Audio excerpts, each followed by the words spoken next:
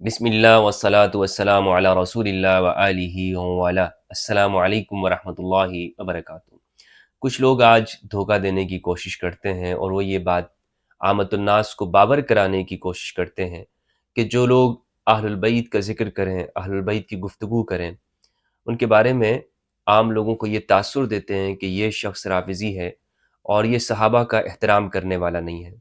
یعنی یہ بات تو کوئی اتنی بڑی نہیں ہے کہ کسی پر رافضیت کی تہمت لگے، لیکن یہ بات کہ یہ شخص صحابہ کرام کا گستاخ ہے، یہ شخص صحابہ کرام کی بے ادبی کرتا ہے، یہ شخص صحابہ کرام کی توہین کرنے والا ہے، یہ الزام بہت بڑا ہے۔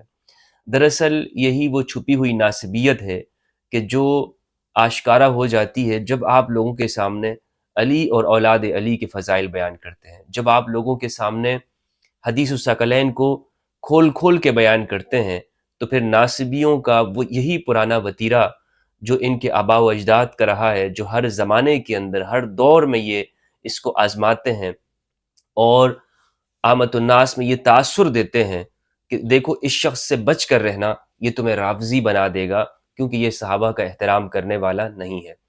صحابہ کرام کون ہیں؟ قرآن مجید نے صحابہ کرام کے بارے میں بتایا ہے، اور میں آپ کو کئی مرتبہ عرض کر چکا ہوں، بیان کر چکا ہوں کہ صحابہ کرام رضوان اللہ علیہم، قرآن مجید ان کی حرمت اور تقدس کی بات کرتا ہے، لیکن یہ یاد رکھیے گا کہ صحابیت کی ڈیفینیشن یہ سمجھنا ضروری ہے، اور میں اس کو بھی اپنے دیکھنے والوں کو بتا چکا ہوں قرآن و سنت کی روشنی کے اندر کہ صحابی کسے کہتے ہیں۔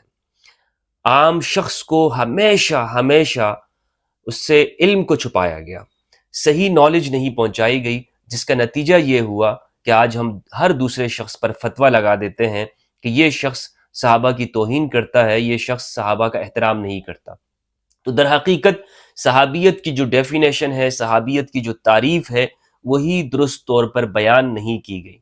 یہاں بطور مقدمہ میں چند باتیں آپ کے سامنے رکھنا چاہتا ہوں، پھر انشاءاللہ قرآن مجید کی طرف ہم چلیں گے۔ پہلی بات تو یہ یاد رکھیے گا کہ صحابیت، لفظ صحابیت جس معنی میں ہمارے ہاں استعمال کرتے ہیں، یہ قرآن میں نہیں آیا۔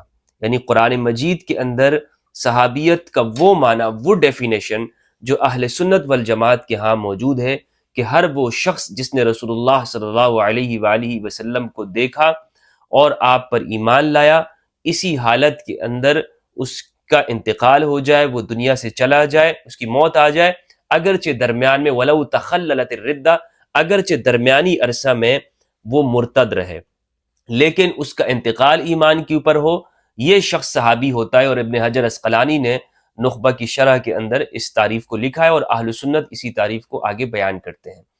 تو یہ جو تعریف ہے، یہ قرآن مجید میں اگر یہ اصحاب کا لفظ قرآن میں آیا ہے یا صاحب کا لفظ آیا ہے، صاحب کا آیا ہے، قرآن میں اس معنوں کے اندر استعمال نہیں کیا گیا ہے۔ میں اپنی چند ویڈیوز کا اسکرین شاٹ بھی یہاں پر ویڈیو میں آپ کو دکھا دوں گا، اور ان کا لنک بھی میں ڈسکرپشن میں ڈال دوں گا کہ یہ ویڈیوز ہیں صحابیت کی ڈیفینیشن کے اوپر۔ آپ ان ویڈیوز کو دیکھیے، انشاءاللہ میں یہ سمجھتا ہوں کہ آپ کو حقیقت معلوم ہوگی کہ قرآن میں اس معنوں کے اندر صحابیت کی ڈیفینیشن نہیں کی گئی ہے، اس لیے یہ لفظ اس معنوں کے اندر کہ صحابیت یہ قرآن کا لفظ نہیں ہے۔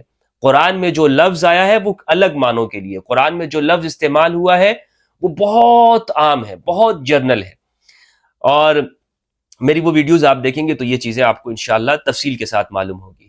تو لہٰذا یہ جو لوگوں کو اتنا ڈراتے ہیں اور دوسروں کے بارے میں شکوک و شبہات میں ڈالتے ہیں اور یہ تاثر قائم کرنے کی کوشش کرتے ہیں کہ یہ شخص صحابہ کا گستاخ ہے، یہ توہین کرتا ہے، در حقیقت یہ چند بنو امیہ کے لوگوں کو، ان کے اپنے پسندیدہ حکمران ہیں کہ جن کے زمانے میں فقہ لکھی گئی، جن کے زمانے میں روایات کی تدوین کی گئی، اور جن سے ہمارے اکثر اہل سنت متاثر ہیں، بنو امیہ کے ان حکمرانوں سے ان کو بچانے کی کوشش ہوتی ہے، چونکہ ان کے زمانے میں اہل البیت پہ ظلم کیا گیا اور ان کے بچوں کے ادوار کے اندر اہل البیت کو ستایا گیا، ان کو شہید کیا گیا، جیسے یزید کے زمانے کے اندر ہوا جو کچھ۔ تو پھر یہ لوگ اب اگر بات ہوتی ہے امام حسین علیہ السلام کی مظلومیت کی، تو لازمی بات ہے پھر اس اس دور کا جائزہ لینا پڑے گا کہ اس دور میں کون حکمران تھا اور وہ کہاں سے آیا اور وہ کیسے آیا اور یہ زمانہ کیسے آ گیا کہ رسول کے بچوں کو اس امت کے لوگوں نے شہید کر دیا. یعنی اتنی قسم پرسی ایمانی حالت کی، یعنی ایمان کا یہ زوال اس معاشرے کے اوپر کیسے طاری ہو گیا، اس کا جائزہ لینا پھر پڑتا ہے. اس زمانے کے سیاسی حالات کا، معاشی، اقتصادی، فکری انالائسس کرنا پڑتا ہے. تو پھر معلوم یہ ہوتا ہے او ہو بھائی اس کی وجوہات تو یہ چیزیں ہیں کہ یہاں پہ تو پوری ایک فکر موجود ہے بنو امیہ کی.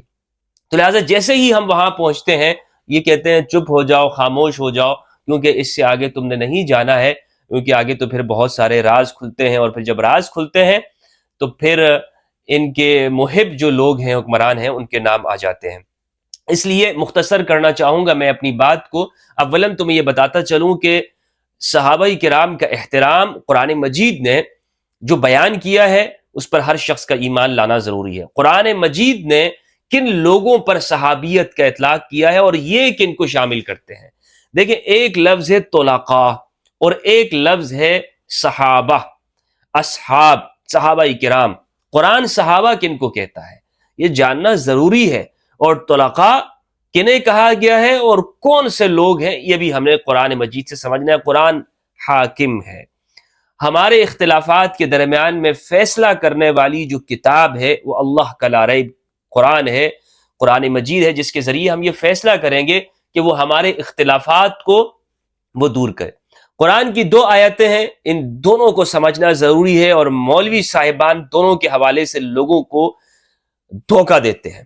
پہلی آیت سورۃ الحدید کی ہے اور دوسری جو آیت ہے وہ سورۃ توبہ کی ہے.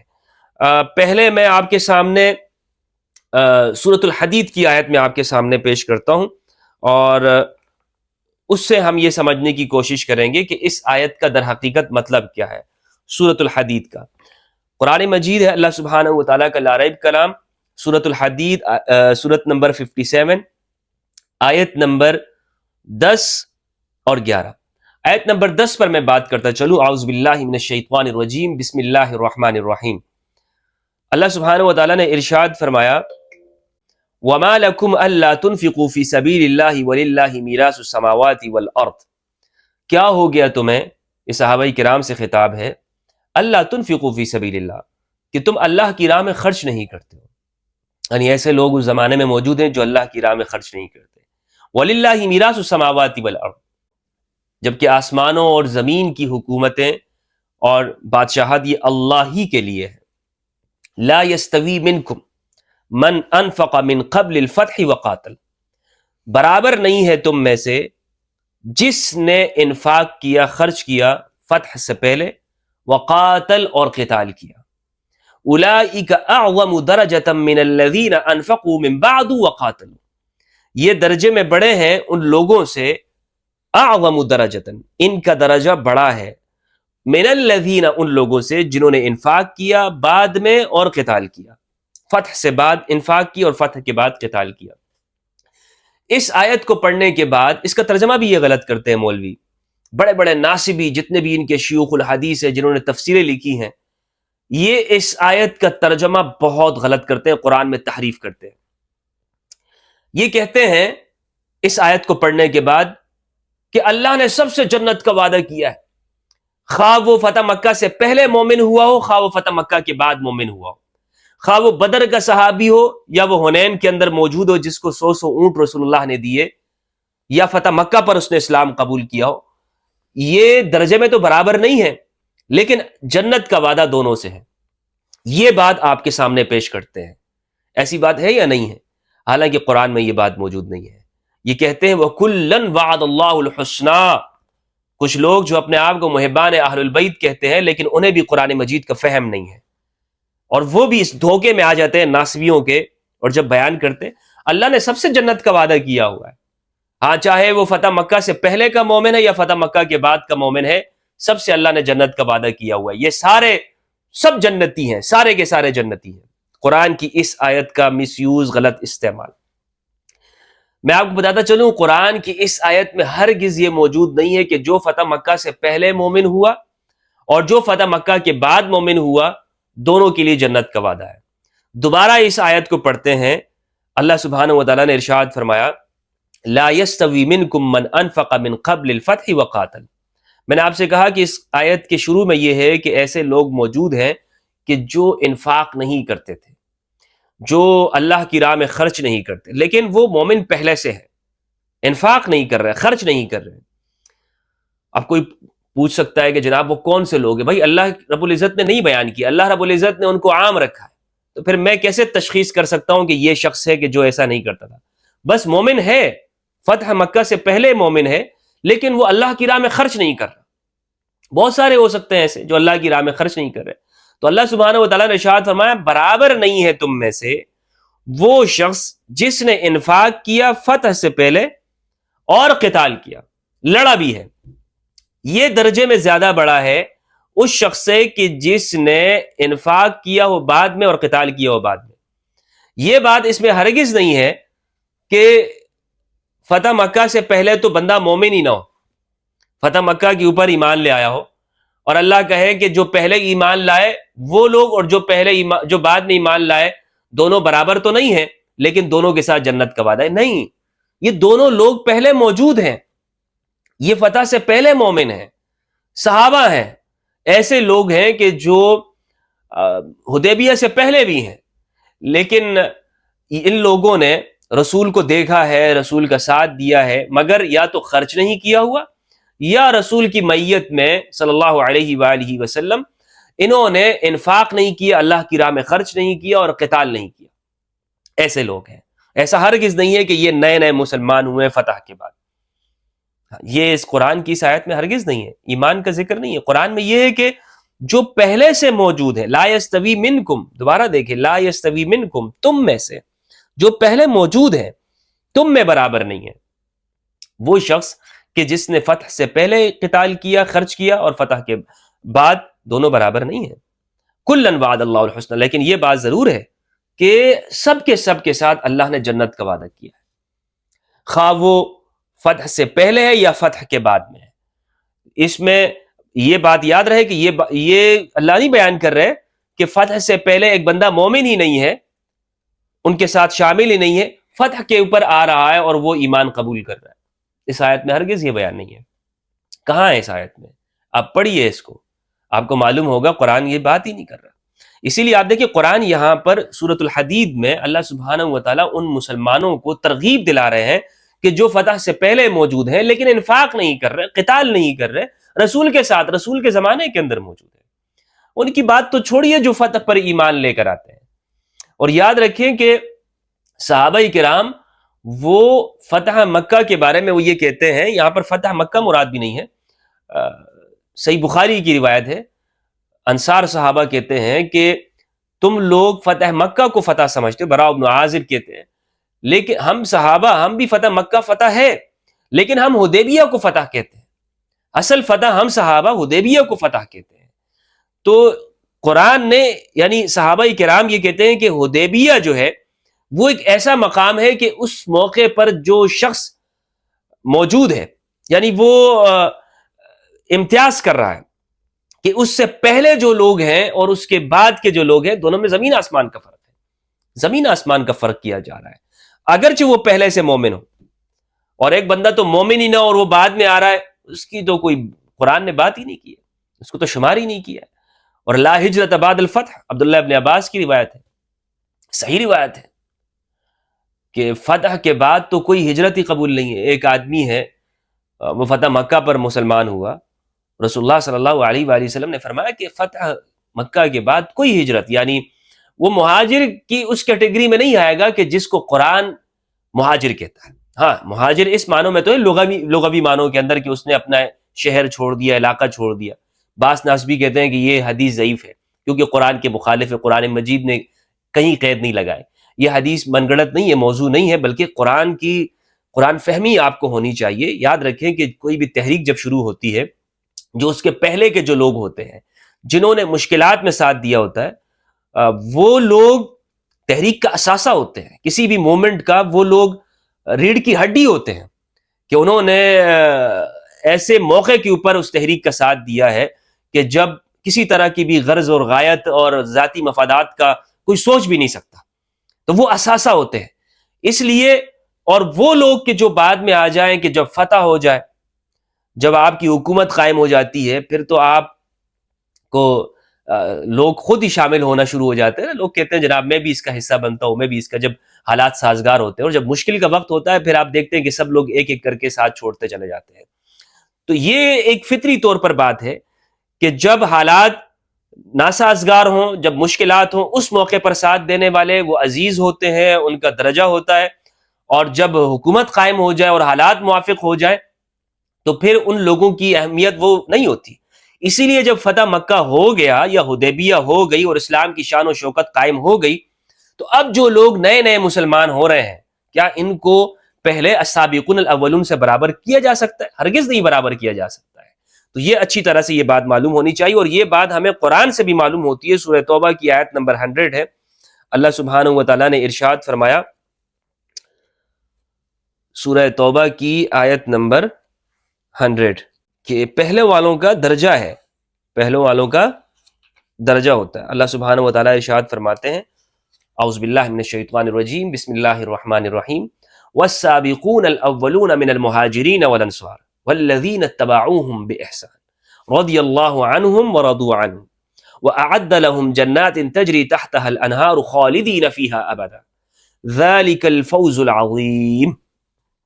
والسابقون الاولون، پہلوں میں پہل کرنے والے، جناب عبد المطلب، جناب ابو طالب، جناب ام المؤمنین خدیجۃ الکبریٰ سلام اللہ علیہا، فاطمۃ الزہراء علیہ السلام، ابو ذر الغفاری، عمار بن یاسر، بلال، خباب بن الارت، الامام علی علیہ السلام، ابو بکر رضی اللہ عنہ. یہ السابقون الاولون ہے. والسابقون الاولون من المہاجرین والانصار، خواہ وہ مہاجرین ہوں یا انصار ہوں، والذین اتبعوہم بإحسان، اور جنہوں نے ان کی پیروی کی احسان کے ساتھ، جنہوں نے ان کی پیروی کی احسان کے ساتھ، رضی اللہ عنہم ورضوا عنہ، اللہ ان سے راضی ہے، یہ اللہ سے راضی ہے. تو جو سابقون اولون ہوتے ہیں، قرآن دیکھیں نا ان کی اہمیت بیان کر رہا ہے، کیونکہ یہ وہ لوگ ہیں کہ جنہوں نے اس موقع پر اسلام قبول کیا ہے کہ جب کسی طرح کی غرض اور کوئی لالچ کسی کے ذہن میں نہیں آ سکتی. کوئی تصور بھی نہیں ہو سکتا ہے کہ آنے والے وقتوں میں اسلام کو غلبہ حاصل ہوگا، یہ دین حجاز کے اندر، حجاز مقدس میں غالب ہوگا. تو قرآن ان کو کہہ رہا ہے یہ السابقون الاولون اہل البیت علیہم السلام، اور یہ خواہ مہاجرین ہو یا انصار میں. تو مہاجر ان لوگوں کو قرآن کہہ رہا ہے کہ جنہوں نے ہجرت کی. اور صحیح حدیث ہے، میں نے آپ کو بتایا کہ فتح مکہ کے بعد کوئی ہجرت نہیں، لا ہجرت بعد الفتح. فتح یا حدیبیہ مراد لیں یہاں پر، یا فتح مکہ مراد لیں، اس کے بعد کوئی ہجرت قبول نہیں ہے. ہاں انسان تو مہاجر ہو سکتا ہے، لیکن وہ اصطلاحی معنوں کے اندر وہ شخص مہاجر نہیں کہلائے گا. قرآن نے جس ٹرمز کو یوز کیا ہے، اصطلاح کو یوز کیا ہے مہاجر کی، اس میں وہ شخص شامل نہیں ہے، ویسے تو مہاجر کہلائے گا. یہ جو آیت ہے سورہ توبہ کی آیت نمبر 100، یہ ہمیں دراصل حقیقی صحابہ کرام کی پہچان کرواتی ہے. حقیقی صحابہ کرام کون ہیں؟ وہ لوگ ہیں کہ جو مشکل کی گھڑی میں ساتھ دینے والے ہیں. اور جو لوگ طلقاء ہیں، جو وہ اشخاص کہ جو مؤلفۃ القلوب میں سے ہیں. کون سے لوگ؟ مؤلفۃ القلوب. مؤلفۃ القلوب کون لوگ ہیں؟ وہ لوگ کہ جن کو رسول اللہ صلی اللہ علیہ وآلہ وسلم نے ان کو حنین کے جو مال غنیمت ہے اس میں سے حصہ دیا. قرآن مجید میں ہے، سورہ توبہ کی اسی سورت کی آیت نمبر 60 ہے، مصارف زکوٰۃ بیان کیے گئے ہیں. انما صدقات للفقراء والمساکین والعاملین علیہا والمؤلفۃ قلوبہم وفی الرقاب والغارمین وفی سبیل اللہ وابن السبیل فریضۃ من اللہ واللہ علیم حکیم. اس میں جو مؤلفۃ قلوب ہے یہ کون لوگ ہیں؟ میرے سامنے آپ کسی بھی اہل سنت والجماعت کی تفسیر کو اٹھا کے دیکھ لیں، اس میں ان کی ڈیفینیشن کی ہوئی ہے مؤلفۃ قلوب کون ہے کہ ان کو آپ حصہ دیں گے. تبیان القرآن کے اندر اسی آیت کی جو تفسیر کی گئی ہے وہ یہ کہتے ہیں ادائیگی زکوٰۃ کا چوتھا مصرف مؤلفۃ القلوب ہے، یعنی وہ لوگ جن کے دلوں کو اسلام کی طرف راغب کرنا مقصود ہو. ابن عباس کہتے ہیں یہ وہ آزاد اور معزز لوگ ہیں جن کو رسول اللہ صلی اللہ علیہ وآلہ وسلم نے حنین میں عطا فرمایا تھا. یہ 15 آدمی تھے. ابو سفیان، اقرع بن عابس، عیین بن حسن، حویت بن عبد العزیز، سہل بن عمر، حارث بن ہشام۔ ابو سفیان کے ساتھ معاویہ بن ابی سفیان بھی ہیں۔ آگے یہ کہتے ہیں رسول اللہ صلی اللہ علیہ وآلہ وسلم نے ان میں سے ہر شخص کو 100 اونٹ دیے، ان کو اسلام کی طرف ترغیب دی، ما سوا عبد الرحمن بن یربوع کے۔ آگے یہ لکھتے ہیں مؤلفۃ القلوب کی 2 قسمیں ہیں، مسلمان ہو یا کفار ہو۔ مسلمانوں کو صدقات میں سے اس لیے دیا جاتا ہے کہ ان کا ایمان قوی رہے، یا ان کے مماثل لوگوں کو اسلام کی طرف راغب کرنے، اسلام کی طرف کھینچنے کے لیے۔ اور کفار کو اس لیے دیا جاتا ہے کہ اسلام کی ترغیب دینے کے لیے۔ کافر کو بھی آپ دے سکتے ہیں، جس کا دل اسلام کی طرف کھینچنا چاہیں آپ کہ یہ شخص، اس کے ساتھ ہم اچھائی کر رہے ہیں، یہ اسلام کی طرف ہے، ان کو بھی دے سکتے ہیں۔ یا ان کے شر سے بچنے کے لیے ان کو زکوٰۃ اور صدقات سے دیا جاتا ہے۔ آگے کہتے ہیں قاضی بیضاوی شافعی نے کہا کہ مؤلفۃ القلوب وہ لوگ ہیں جنہوں نے اسلام قبول کر لیا اور اسلام قبول کرنے میں ان کی نیت ضعیف تھی، کمزور تھی، تو ان کے قلوب کو اسلام پر قائم رکھنے اور برقرار رکھنے کے لیے ان کو عطا کیا جاتا ہے۔ صفحہ نمبر 173 سورہ توبہ، سورت نمبر 9 آیت نمبر 60 سے 66 آپ یہ حصہ دیکھ سکتے ہیں، یہ موجود ہے۔ یہ میرے سامنے الاستیعاب فی معرفت الاصحاب ابن عبد البر الاندلسی رحمہ اللہ کی ہے۔ اس میں معاویہ بن ابی سفیان کے جو حالات زندگی ہیں اس میں یہ کہتے ہیں، جلد نمبر 2 اردو ترجمہ ہے مولانا اویس، صفحہ نمبر 325۔ معاویہ بن ابی سفیان کی کنیت ابو عبد الرحمن ہے۔ معاویہ، ان کے والد اور ان کے بھائی نے فتح مکہ کے موقع پر اسلام قبول کیا۔ معاویہ کہتے ہیں کہ میں نے قضیہ کے دن عمرۃ القضاء کے موقع پر اسلام قبول کیا، میں رسول اللہ صلی اللہ علیہ وآلہ وسلم سے مسلمان ہو کر ملا تھا، لیکن یہ بات درست نہیں ہے، درست وہ بات ہے کہ جو فتح مکہ والی بات ہے۔ ابو عمر کہتے ہیں کہ بعض سیرت نگاروں کے مطابق معاویہ اور ان کے والد مؤلفۃ القلوب میں سے تھے، مؤلفۃ القلوب میں سے تھے۔ کون لوگ تھے یہ؟ مؤلفۃ القلوب۔ مؤلفۃ القلوب میں نے آپ کو ڈیفینیشن بتا دی ہے، اہل سنت کی تمام تفاسیر کے اندر آپ یہی ڈیفینیشن، یہی تعریف آپ کو نظر آئے گی۔ تو یہ تو لقابی ہیں۔ فتح مکہ پر جو لوگ در حقیقت مسلمان ہوئے، رسول اللہ صلی اللہ علیہ وآلہ وسلم نے فرمایا فتح مکہ کے بعد اذهبوا انتم طلقاء، جاؤ تم آزاد ہو، تمہیں چھوڑ دیا جاتے ہو، تم چھوڑ دیے جاتے ہو۔ تو طلقاء کون لوگ ہیں؟ معلوم ہوا آپ کو کہ صحابہ کون ہیں اور طلقاء کون ہیں۔ اسی طرح یہ بہت بڑا فرق ہے اس کے درمیان میں انشاءاللہ عز و جل میری ایک سیریز اس کے اوپر آ رہی ہے، عدالت صحابہ کے اوپر، کہ ہمارے ہاں جو یہ عقیدہ ہے الصحابۃ کلھم عدول، صحابہ سارے کے سارے عادل ہیں، انشاءاللہ عز و جل اس میں میں تفصیل کے ساتھ اس موضوع کو ڈسکس کروں گا کہ صحابیت کی جو ڈیفینیشن ہے قرآن میں کیا آئی ہے اور آگے حدیث کے اندر کیا ہے۔ اس پر بہت ساری روایات موجود ہیں کہ رسول اللہ صلی اللہ علیہ وآلہ وسلم نے خود ان الفاظ کو استعمال کیا ہے۔ خالد ابن ولید اور عبد الرحمن ابن عوف کے درمیان میں تنازع ہو جاتا ہے، اور رسول اللہ صلی اللہ علیہ وآلہ وسلم کو جب اس کا علم ہوتا ہے کہ خالد ابن ولید نے عبد الرحمن ابن عوف کو سب کیا ہے، تو آپ نے فرمایا کہ میرے صحابہ کو سب و شتم مت کرو، بخدا تم میں سے کوئی شخص اگر، خالد ابن ولید سے کہا کہ میرے صحابہ کو سب مت کرو، تو یعنی عبد الرحمن ابن عوف اور خالد ابن ولید دونوں میں زمین آسمان کا فرق ہے۔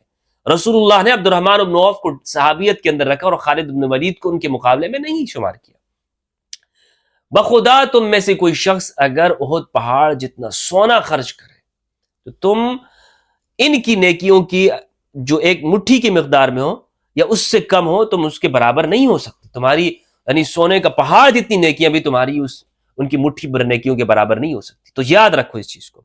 تو صحابیت یہ جو بار بار اتنا حساس بنایا ہوا ہے لوگوں کے ذہن میں، اور امت مسلمہ کو ڈیوائیڈ کیا، تقسیم کیا اس لفظ کی بنیاد پر، اس صحابی کے لفظ کی بنیاد کے اوپر تقسیم کر کے رکھا، اور مسلمانوں میں فرقے بنائے، گویا کہ یہ ایسا لفظ ہے کہ اس نے، آپ یہ دیکھ لیں کہ جتنے بھی اختلافات ہیں مسلمانوں کے شیعہ سنی کے، وہ اسی کے ارد گرد گھومتے ہیں۔ یہ جو اتنے سر کٹے ہیں، جو اتنی لاشیں بچھی ہیں، جو اتنے مسلمان مارے گئے ہیں، یہ جو مسلمان آپس میں دور ہے، وہ کس لفظ کی وجہ سے؟ وہ اسی لفظ کی وجہ سے، اس صحابیت کی، یعنی اس کے غلط استعمال کی وجہ سے۔ یہ کوئی ایسا نہیں ہے کہ اس کو استعمال کرنا نہیں چاہیے، یہ غلط استعمال کی وجہ سے لوگوں کو پتہ نہیں ہے، بس جناب یہ لفظ آ گیا تو اب بس زبانیں بند کر دو، خاموش ہو جاؤ، کچھ بولنے کا اختیار نہیں ہے۔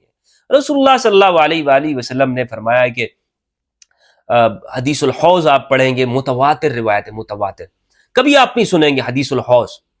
حدیث الحوض کیا ہے؟ پوچھیں نا مولوی صاحبان سے، مفتی صاحب یہ بتائیے حدیث حوض کیا ہے؟ حضور نے جو فرمایا کہ میرے کچھ صحابہ حوض کوثر پر آئیں گے، میں کہوں گا میرے صحابہ میرے صحابہ، ان کو دور کر دیا جائے گا. اور وہ بخاری مسلم کے اندر یہ موجود ہے کہ یہ لوگ اپنے ایڑیوں کے بل یہ پھرے، ایڑیوں کے بل یہ پھرے. تو اب کیا یہ اگر صحابہ کے بارے میں اس طرح بات کرنا کوئی حرام ہوتا تو حضور بیان کرتے آگے، اپنی امت تک اس چیز کو پہنچاتے؟ حضور نبی کریم صلی اللہ علیہ وآلہ وسلم نے تو ایک ایک چیز پہنچاتے، کسی چیز کو نہیں چھپایا. تو پھر ہمارے ہاں مذہبی طبقات ان چیزوں پر خاموش رہنے کا کیوں کہتے ہیں؟ صرف اس لیے کہ یہ جو طبقہ ہے جو ان کے بنو امیہ کے محبین ہیں، ان کو بچانے کے لیے، ان کو روکنے کے لیے.